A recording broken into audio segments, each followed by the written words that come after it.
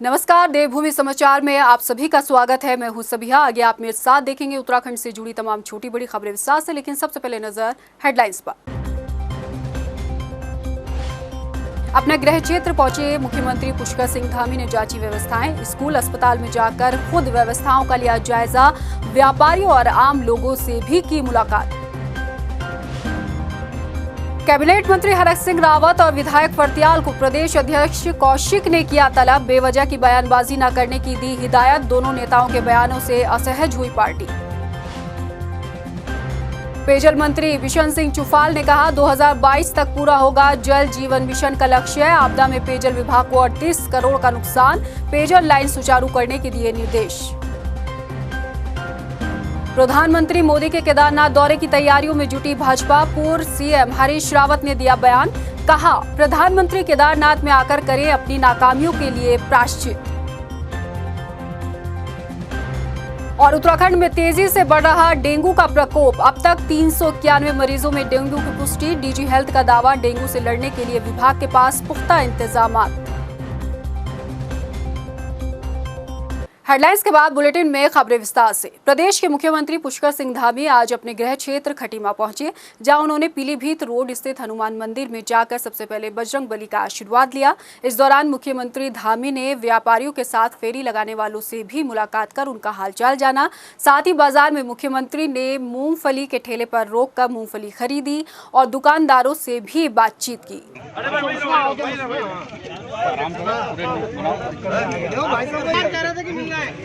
चिरंजी भाई हमेशा मेरे को ऐसे ये कमी हटाओ। चिरंजी भाई की मूंगफली भूले नहीं आप। नहीं अरे यार, मैंने आश्रम पद्धति, शहीद स्मारक, सरकारी अस्पताल हमारा और किसानों का इस समय धान की जो फसल है उसकी ठीक से तुलवाई हो, उसके लिए मैंने मंडी परिषद में जाके ऑल क्रय केंद्रों का भी निरीक्षण किया है। साथ ही साथ एकलव्य विद्यालय हमारा जो यहाँ पर लंबे समय से यहाँ के जनजाति समाज के उसकी लगातार मैंने मांग उठाई थी और अब उसका निर्माण कार्य लगभग 70-80% हो गया है।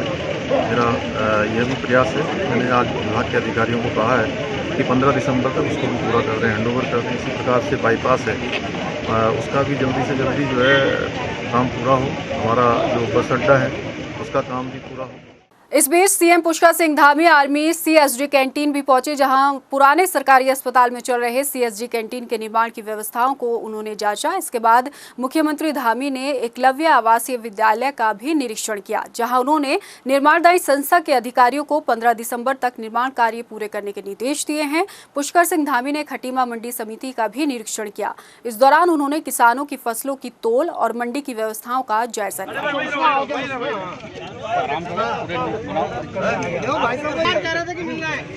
चिरंजी भाई हमेशा मेरे को ऐसे ये कमी हटाओ। खबरों में बढ़ेंगे आगे। उत्तराखंड में मंगलवार सुबह से ही बीजेपी प्रदेश अध्यक्ष मदन कौशिक और कैबिनेट मंत्री हरक सिंह रावत की मुलाकात को लेकर सियासत गरमाई हुई थी, लेकिन अब दोनों के बीच मुलाकात के बाद ये साफ हो गया है कि ये मुलाकात एक सामान्य मुलाकात थी। कैबिनेट मंत्री हरक सिंह रावत ने कहा कि प्रदेश अध्यक्ष मदन कौशिक के साथ 2022 के विधानसभा चुनाव को लेकर चर्चा हुई है। हमारा एक सामान्य शिष्टाचार होता है, मिलते रहते हैं। हरक सिंह जी क्षेत्र से कल आए थे, तो मेरी कल ही बातचीत हुई थी, आज सुबह बातचीत हुई, तो हम लोग थोड़ी देर बैठेंगे, बातचीत करेंगे, चुनाव पर बातचीत करेंगे, क्या है कैसे और आगे रणनीति बनाएंगे। क्योंकि अब चुनाव का समय है, तो कोई भी सामान्य रूप से दो कार्यकर्ता या आम आदमी भी जब जो राजनीति में दूर दूर तक जिसका कोई रिश्ता नहीं है, अगर आप दुकान में भी कहीं जाओगे तो वो कपड़ा बेचते हुए भी आपको राजनीतिक चर्चा करते हुए मिलेगा। क्योंकि जब चुनाव का माहौल होता है तो जब आम आदमी चुनाव की बात करता है तो हम लोग अगर आपस में मिलेंगे तो निश्चित रूप से चुनाव की बात होगी। और इस वक्त बता दें आपको बड़ी खबर आ रही है, सूत्रों के हवाले से ये बड़ी खबर मिल रही है। जी हां, बीजेपी प्रदेश अध्यक्ष हरक और विधायक फर्त्याल को तलब किया गया है। आपको बता दें कि सुबह से ही ये सियासत का जो दौर है वो चल रहा था। पहले ये सामने आ रहा था कि मदन कौशिक ने हरक सिंह रावत को बातचीत के लिए ब्रेकफास्ट पे बुलाया है, उसके बाद लंच में उनकी मुलाकात हुई। धीरे धीरे पूरे दिन बदलता रहा और घटनाक्रम भी इसी तेजी के साथ बदलता रहा और अब लब्बो लुआब जो निकल कर आया है सूत्रों के हवाले से जो हमें खबर मिल रही है वो ये मिल रही है कि हरक सिंह रावत और पूरन सिंह फर्त्याल को मदन कौशिक ने तलब किया था। दोनों को हिदायत दी गई है कि बेवजह की बयानबाजी ना की जाए, लेकिन मीडिया के सामने ये दर्शाया गया कि चुनावों पर मंथन हुआ है, लेकिन हमारे अंदरूनी सूत्रों की खबर से जो खबर निकल कर आ रही है वो लब्बो-लुआब यही है कि मदन कौशिक ने दोनों को, हरक सिंह रावत और पूरन सिंह फर्त्याल को जो है वो तलब किया था। आपको बता दें कि पूरन सिंह फर्त्याल ने आपदा राहत कार्यों को लेकर सरकार की पोल खोली थी। उन्होंने कहा था कि उनकी विधानसभा में कार्य नहीं हो रहे थे। वहीं हरक सिंह रावत भी लगातार इस तरह के बयान दे रहे थे जिस पर पार्टी जो है वो असहज महसूस कर रही थी और इसी को लेकर दोनों नेताओं को आज मदन कौशिक ने तलब किया है और बेवजह की बयानबाजी जो है वो ना करने की उन्होंने सलाह दी है। ये हमारे सूत्र बता रहे हैं। आपको बता दें इस वक्त की बड़ी खबर है कि मदन कौशिक ने दोनों नेताओं को तलब करके ये सख्त हिदायत दी है कि बेवजह की बयानबाजी ना की जाए तो बेहतर रहेगा।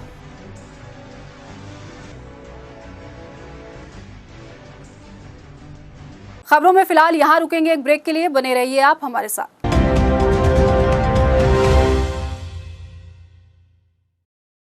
इस बीच मुख्यमंत्री पुष्कर सिंह धामी ने 100 बेड के नागरिक चिकित्सालय का निरीक्षण कर स्वास्थ्य संबंधी व्यवस्थाओं का भी निरीक्षण किया। इसके बाद अस्पताल में लगे ऑक्सीजन प्लांट का भी उन्होंने जायजा लिया।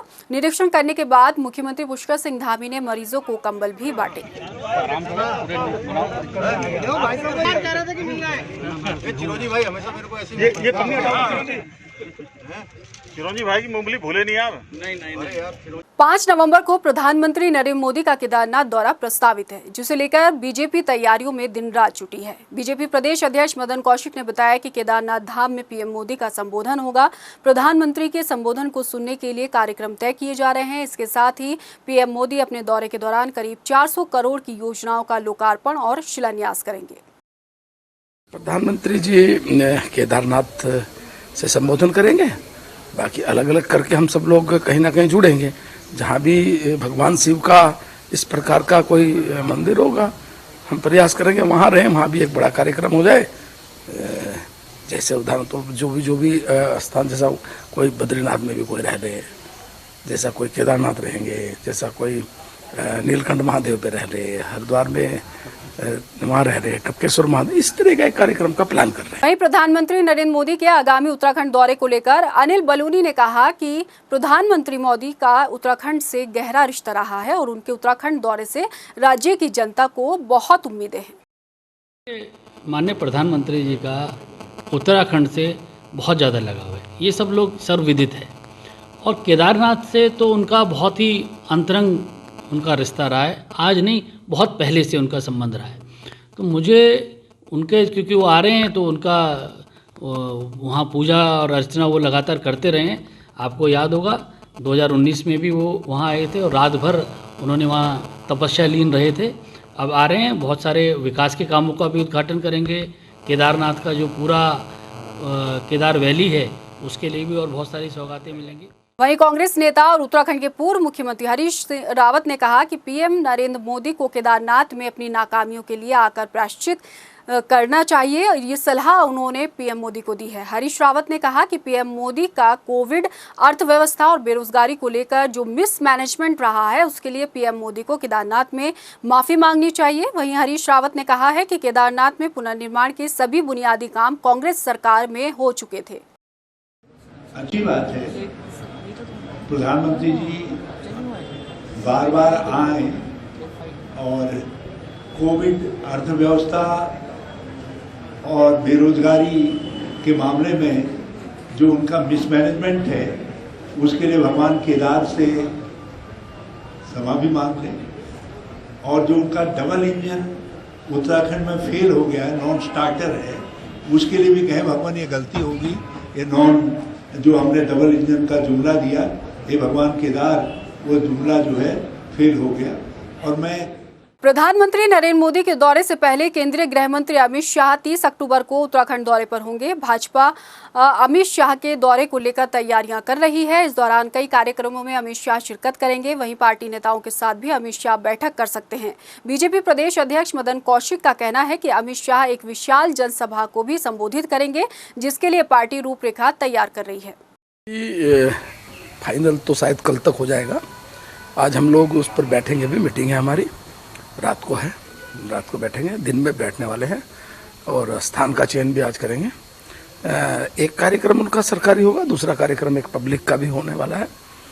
बाकी कार्यक्रम बाकी के क्या होंगे, कैसे होंगे, अभी बातचीत नहीं हो पाई, वो भी आज शाम तक या कल तक हो जाएगी। कैबिनेट मंत्री हरक सिंह रावत इन दिनों खासा चर्चाओं में हैं। वो इसलिए क्योंकि हरीश रावत से हरक सिंह की नजदीकियां ज्यादा जो बढ़ गई हैं। ऐसे में हरक सिंह रावत ने एक बार फिर हरीश रावत को लेकर बयान दिया है। उन्होंने अब ये पूरी तरीके से क्लियर कर दिया है कि उनका हरीश रावत के साथ कोई भी किसी भी तरह का गिला शिकवा नहीं है। वो अलग बात है कि उनके कई लोगों के साथ मतभेद जरूर है। इस पर कोई टिप्पणी नहीं करूंगा, लेकिन मेरे मतभेद तो हो सकते हैं। मेरा कभी किसी से मनभेद नहीं होता। जब कोई बहुत ही मैं सोचता हूँ कि इतना आत्मा कोई दुखा दे कि उसी से मनभेद हो सकता है। ऐसा नहीं कि नहीं हुआ है मेरा कभी किसी मनभेद।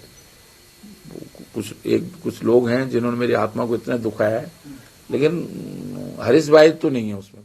कैबिनेट मंत्री हरक सिंह रावत इन दिनों कांग्रेस में शामिल होने को लेकर काफी चर्चाओं में हैं, लेकिन इन चर्चाओं पर अब हरक सिंह रावत ने विराम लगा दिया है। हरक सिंह रावत ने कहा कि कांग्रेस में शामिल होने को लेकर उनकी किसी से कोई बातचीत नहीं हुई और उन्होंने बीजेपी में रहकर कोई दिक्कत नहीं है। केंद्र से लेकर राज्य तक सभी बीजेपी कार्यकर्ता और नेता सीधा उनसे जुड़े हैं। अरे यार, एक चीज सुनो, मैं अभी इसलिए चुप रहता हूँ कि राजनीति में देखो 2-3 चीजें हैं, चर्चे, पर्चे और खर्चे चलते रहने चाहिए। तो भैया तुम लोग, धन्यवाद दे रहा हूं मैं, तो तुम लोग चर्चा में रखते हो। फ्री में अगर मैं विज्ञापन देता तो पता नहीं कितना पैसे, करोड़ों रुपए लगता। तो फ्री में मेरा विज्ञापन करो, चाहे बुराई में करो चाहे भलाई में करो। तो मैं भी इसे सोचता है, चलो छोड़ो, नाम हो बदनाम हो, गुमनाम न हो।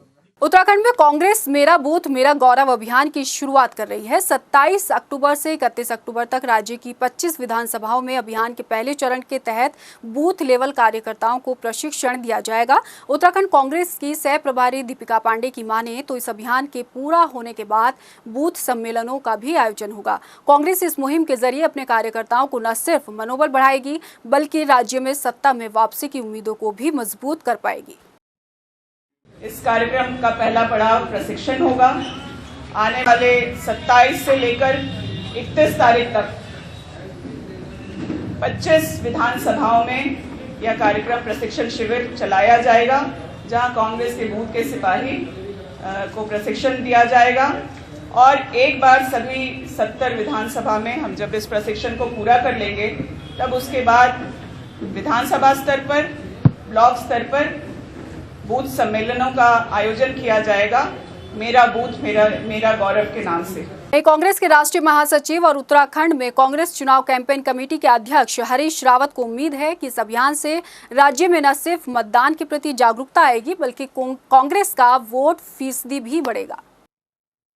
हमारा लक्ष्य हर वोटर तक पहुंचना और उस वोटर को वोट डालने के लिए लाना, प्रेरित करना, लाना नहीं प्रेरित करना, और कांग्रेस के पक्ष में 100% मतदान हो, इसको सुनिश्चित करना।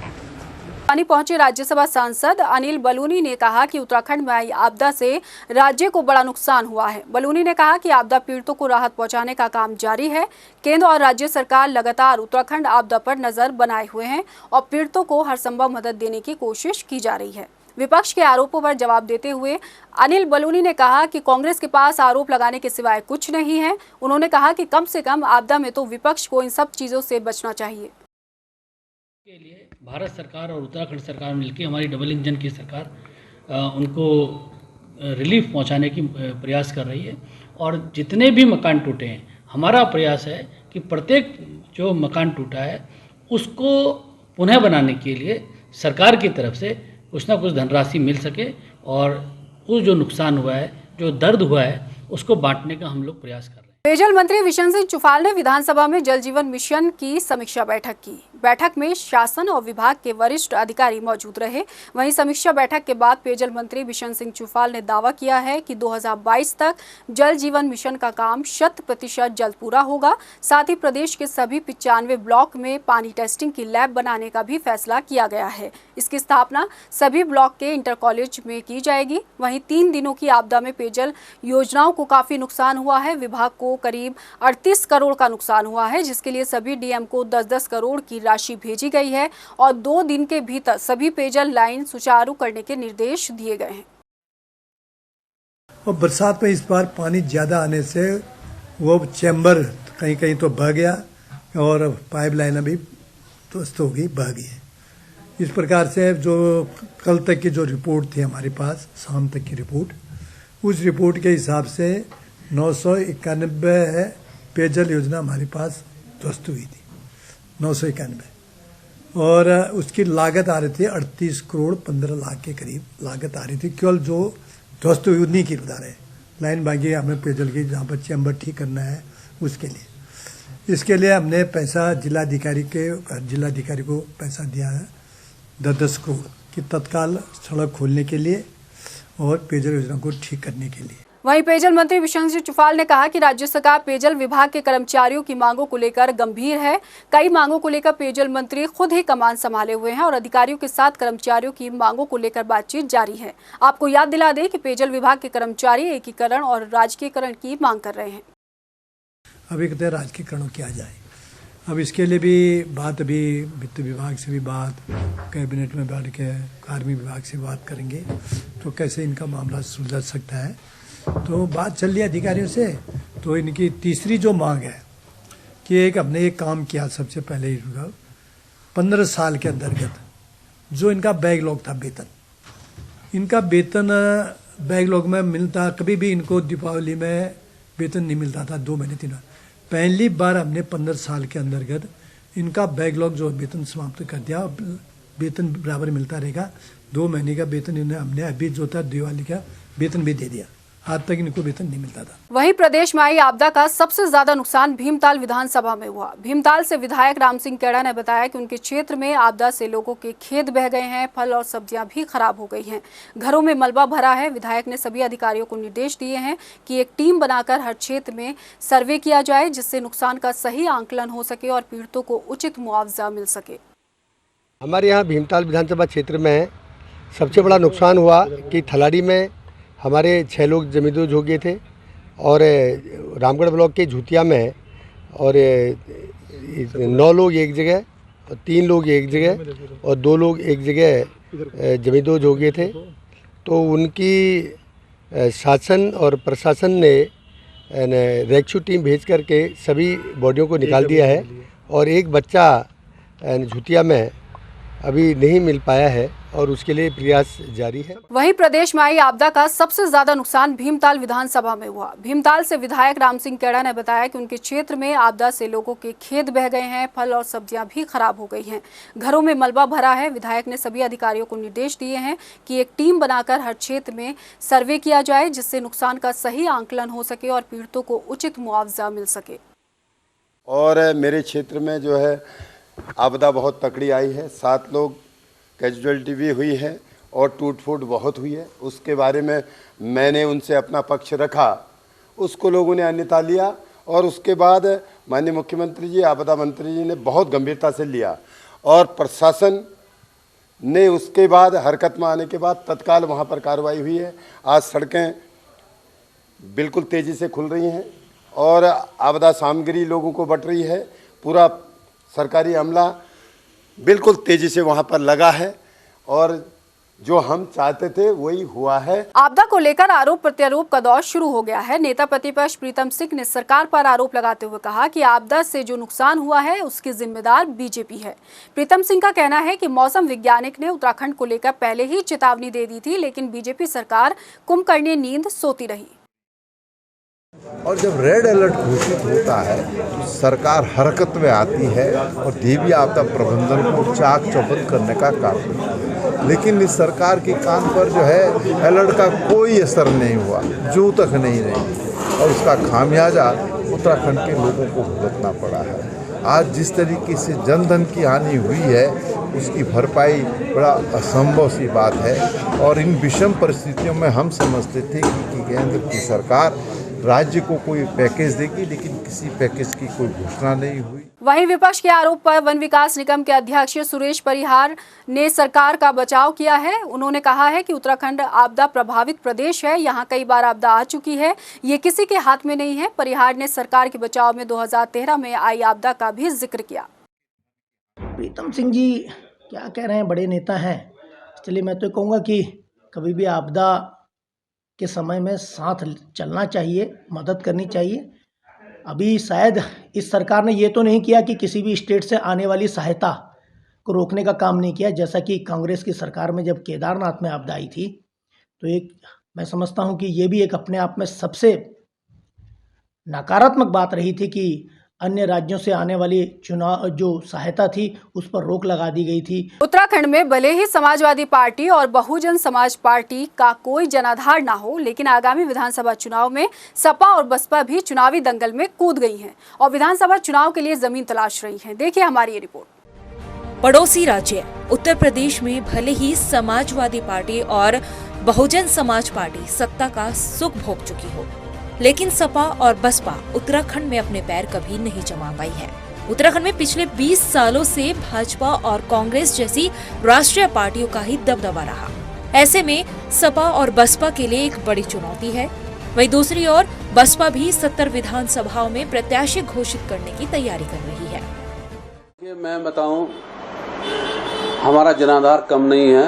हम पूरी 70 की 70 विधानसभाओं में दमखम से लड़ेंगे और हमारा जो है सेक्टर बूथ इस पे काम चल रहा है। हमारा सारे जो हमारे कार्यकर्ता है, क्योंकि हम तो जमीन पे लगे हुए, हम दिखावा तो करते नहीं, जैसे कि हम बताते हैं, हम तो अपना जो काम करते हैं ग्रास रूट से हमारा कार्यकर्ता लगा हुआ है और आपके सामने ही चंद दिनों में कुछ आपके सामने आ जाएंगे। प्रत्याशी भी हैं, सब कुछ है, पूरे दमखम से चुनाव लड़ेंगे पूरे उत्तराखंड में। उत्तराखंड को उत्तर प्रदेश से अलग हुए 20 साल हो चुके हैं, लेकिन इन 20 सालों में उत्तर प्रदेश में बड़ी क्षेत्रीय पार्टी माने जाने वाली बसपा और सपा अभी तक उत्तराखंड में कुछ बेहतर नहीं कर पाई। लेकिन इस बार विधानसभा चुनाव में दोनों पार्टियां पलायन, शिक्षा, स्वास्थ्य, सड़क जैसे मुद्दों को लेकर जनता के बीच में जाकर अपनी पैठ बनाने की कोशिश कर रही है। 20 वर्षों में बेसिकली पलायन रोकने के लिए केवल पलायन आयोग बनाया गया, लेकिन उसको रोकने के लिए कोई कार्य योजना नहीं बनाई गई। कार्य योजना न होने की वजह से आज उत्तराखंड के 1734 गांव मानवविहीन हो गए हैं और हिमालय का ये पर्वतीय भाग जो दूसरे देशों की सीमा से लगा है, ये मानवविहीन होता है तो केवल उत्तराखंड की चिंता नहीं है, राष्ट्रीय चिंता का विषय है। भले ही बसपा और सपा दोनों ही पार्टियां 2022 के विधानसभा चुनाव लड़ने का दम भर रही हो, लेकिन उत्तराखंड में किसी और पार्टी को विधानसभा चुनाव सीट मिलना इतना आसान नहीं होगा और राष्ट्रीय पार्टियों को हराना दोनों पार्टियों के लिए एक बड़ी चुनौती है। टाइम टीवी के लिए देहरादून से हिमांशु चौहान की रिपोर्ट। आपदा राहत बचाव कार्य में धरातल पर हो रहे कामों को लेकर कुमाऊं कमिश्नर ने हल्द्वानी में मंडलीय अधिकारियों के साथ बैठक की। इस दौरान उन्होंने अधिकारियों को बाढ़ सुरक्षा कार्यों में तेजी लाने के निर्देश दिए। साथ ही कहा कि सिंचाई विभाग के काम में खासकर तेजी लाने की जरूरत है, क्योंकि कई इलाकों में बाढ़ से ज्यादा नुकसान हुआ है। लेकिन अभी क्योंकि जैसे सिंचाई विभाग में मैंने देखा कि खबरें निकल के आ रही हैं, विशेषकर जो हमारा बाढ़ सुरक्षा के कार्य हैं उनको लेकर अब नए क्षेत्र चिन्हित हो रहे हैं। कई जगह बहुत अधिक कार्य किए जाने की आवश्यकता है, तो उस पर हम लोग कार्य कर रहे हैं। सर, इसके अलावा सबसे बड़ी बात यह है कि पहाड़ों में सबसे ज्यादा नाराजगी आपदा प्रभावित हुई है, प्रशासनिक टीम वहां नहीं पहुंच पा रही। कोरोना पर सरकार ने काबू पाया तो प्रदेश में डेंगू ने पैर पसारने शुरू कर दिए हैं। हाल ही में 19 और 20 अक्टूबर को हुई भारी बारिश के बाद डेंगू के मामलों में ज्यादा उछाल आया है। हालांकि विभाग अपनी तरफ से दावा कर रहा है कि डेंगू पर काफी कंट्रोल है। एक रिपोर्ट देखिए। बढ़ते कोरोना का खतरा कम हुआ तो राज्य में डेंगू ने अपना कहर बरपाना शुरू कर दिया है। हाल ही के दिनों में हुई बारिश के बाद डेंगू के मामलों में तेजी से उछाल आया। प्रदेश में अब तक 391 मरीजों में डेंगू की पुष्टि हो चुकी है। वहीं रुड़की में मामले सबसे ज्यादा देखने को मिले। जबकि देहरादून में अब तक 79 मरीजों में डेंगू के लक्षण पाए गए हैं। डीजी हेल्थ तृप्ति बहुगुणा ने इस बात का दावा किया है कि विभाग की तरफ से डेंगू के खात्मे के लिए पूरे इंतजाम किए गए हैं। रिपोर्टेड हुए हैं और एक डेथ हुई है। हालांकि अपनी तरफ से काफ़ी कंट्रोल, हमारा काफ़ी जो समय निकला पिछला बहुत ही कंट्रोल वे में रहा। आखिर की जो वेव आई, बारिश आई, उसमें थोड़ा सा ही प्रॉब्लम आ गई है और वो भी हमारे एक सेलेक्टेड एरिया में आई है। हरिद्वार के नारसिंह ब्लॉक में है और एक बादरा ब्लॉक में। तो वहाँ पर जो हमारे टीम है, इवन मेरे द्वारा भी वहाँ पर जाके विजिट किया गया था। तो हमारी टीम हर रोज़ जाती है, हर रोज़ 9 बजे से लेके 3-4 बजे तक वहाँ पर रह रही है, जहाँ और घर घर में हमारी आशाएं जाके जहाँ फीवर वाले पेशेंट्स हैं उनको उनके द्वारा वहाँ लाया जा रहा है। डेंगू को लेकर डॉक्टर्स भी लोगों को सावधानियां बरतने की सलाह देने के साथ तुरंत बुखार के लक्षण पर डॉक्टर को दिखाने की अपील कर रहे हैं। इतना प्रभावित अभी नहीं है, लेकिन हाँ आसपास के गांव हम अगर हम कहें जैसे गाधारोना गांव और आपके सुनने में आएगा 2-3 गांव और हैं जो इस चपेट में हैं। तो सबसे मेरा आग्रह यही है कि अपना सफाई का ध्यान दें, पानी कहीं इकट्ठा ना होने दें और मच्छरदानी का यूज़ करें। और अगर कोई डेंगू पीड़ित पेशेंट है तो आप तुरंत से तुरंत CHC आके हमसे संपर्क करें। उधर राजधानी देहरादून में नगर निगम भी डेंगू के प्रकोप से लोगों को बचाने के लिए शहर भर में छिड़काव और फॉगिंग का काम कर रहा है। इसके साथ ही दून में बढ़ते मामलों पर आज मेयर सुनील उनियाल गामा ने बड़े स्तर पर बैठक कर अभियान शुरू करने के निर्देश दिए। स्वास्थ्य विभाग की अपनी पूरी टीम के साथ जो है एक बैठक करी है और इसके लिए हमने एक कार्य योजना बनाई है कि जहाँ जहाँ डेंगू के मरीज, डेंगू का लार्वा जहाँ मिल रहा है वहाँ के लिए एक वृहद स्तर पे जो है इसको अभियान चलाकर और इसको लार्वा भी नष्ट करना है और इसको फॉगिंग के माध्यम से चाहे सैनिटाइज के माध्यम से इसको जो डेंगू का जो प्रकोप है इसे खत्म करने के लिए हमने एक रणनीति बनाई है। डेंगू के बढ़ते प्रकोप को थामने के लिए प्रदेश भर में अभियान के साथ तमाम उपाय किए जा रहे हैं जिससे डेंगू से लोगों को बचाया जा सके। ऐसे में लोगों को भी सावधान रहने की जरूरत है ताकि डेंगू से जंग लड़ने में कामयाबी हासिल हो सके। टाइम टीवी के लिए देहरादून से हिमांशु चौहान और रुड़की से फिरोज की रिपोर्ट। देहरादून में प्रदेश के सभी दिव्यांगजनों ने अपनी 6 सूत्री मांग पूरी न होने के विरोध में रैली निकालते हुए मुख्यमंत्री आवास कूच किया। इस दौरान भारी पुलिस बल मौके पर मौजूद रहा और सभी प्रदर्शनकारियों को सीएम आवास से पहले ही रोक लिया गया। इसके बाद आक्रोशित दिव्यांगजनों ने सड़क पर ही धरने प्रदर्शन किया और अपनी मांगों के लिए लिखित आश्वासन की मांग की है। आपको बता दें कि दिव्यांगजनों की प्रमुख मांगे हैं कि दिव्यांगजनों को मासिक पेंशन 1200 रुपये से बढ़ाकर 3500 रुपये हर महीने कर दी जाए और सरकारी विभागों में दिव्यांगजनों के खाली पदों पर जल्द भर्ती शुरू की जाए। उन्होंने ये बोला था कि हम आपके विषयों पे बैठक में चर्चा करेंगे। हमने कहा कि हमें लिखित में दे दो ताकि हम भी अपने दिव्यांग भाई बहनों को दिखा सकें कि सीएम साहब ने लिखित में दे दिया और हम इस रैली को स्थगित कर देते। उन्होंने ऐसा लिखित समय नहीं दिया। उन्होंने कहा है कि अकेले मेरे बस का नहीं। हमने कहा जब आप ही के बस का नहीं, जो मुखिया है प्रदेश के, और दूसरी बड़ी बात की समाज कल्याण विभाग जो है, जो हम दिव्यांगों का विभाग है, वो भी इस टाइम स्वयं सीएम साहब के पास। मंगलौर में 3 दिन पहले हुई छात्र की हत्या का पुलिस ने खुलासा कर दिया है। इस वारदात में पुलिस ने मृतक छात्र के दोस्त को हिरासत में लिया है। बताया जा रहा है कि मृतक छात्र अपने दोस्त की किसी रिश्तेदार को परेशान कर रहा था, जिसके चलते साथी ने उसे मौत के घाट उतार दिया। मिली थी मंगलौर थाना क्षेत्र में गन्ने के खेतों में और इसकी शनाख्त राज सिंह के रूप में हुई थी, जो कि एक दिन पहले अपने घर से गायब था। इसमें 2 गन शॉट थे, जिनमें से एक मिस फायर था और एक जो था वो पेनिट्रेट किया था। बाद में छानबीन में और पुलिस की जो जांच है उसमें ये निकल कर आया कि इसकी हत्या इसी के एक दोस्त ने की थी, एक अंशुल नाम के इसके दोस्त ने की थी और हत्या का कारण इसका उसकी कजिन को परेशान करना था। फिलहाल इस बुलेटिन में इतना ही। मुझे दीजिए इजाजत, लेकिन जाते जाते एक नजर हेडलाइंस पर। नमस्कार। अपने गृह क्षेत्र पहुंचे मुख्यमंत्री पुष्कर सिंह धामी ने जांची व्यवस्थाएं। स्कूल अस्पताल में जाकर खुद व्यवस्थाओं का लिया जायजा। व्यापारियों और आम लोगों से भी की मुलाकात। कैबिनेट मंत्री हरक सिंह रावत और विधायक फर्त्याल को प्रदेश अध्यक्ष कौशिक ने किया तलब। बेवजह की बयानबाजी न करने की दी हिदायत। दोनों नेताओं के बयानों से असहज हुई पार्टी। पेयजल मंत्री बिशन सिंह चुफाल ने कहा 2022 तक पूरा होगा जल जीवन मिशन का लक्ष्य। आपदा में पेयजल विभाग को 38 करोड़ का नुकसान। पेयजल लाइन सुचारू करने के दिए निर्देश। प्रधानमंत्री मोदी के केदारनाथ दौरे की तैयारियों में जुटी भाजपा। पूर्व सीएम हरीश रावत ने दिया बयान, कहा प्रधानमंत्री केदारनाथ में आकर करें अपनी नाकामियों के लिए प्रायश्चित। और उत्तराखंड में तेजी से बढ़ रहा डेंगू का प्रकोप, अब तक 391 मरीजों में डेंगू की पुष्टि। डीजी हेल्थ का दावा, डेंगू से लड़ने के लिए विभाग के पास पुख्ता इंतजाम।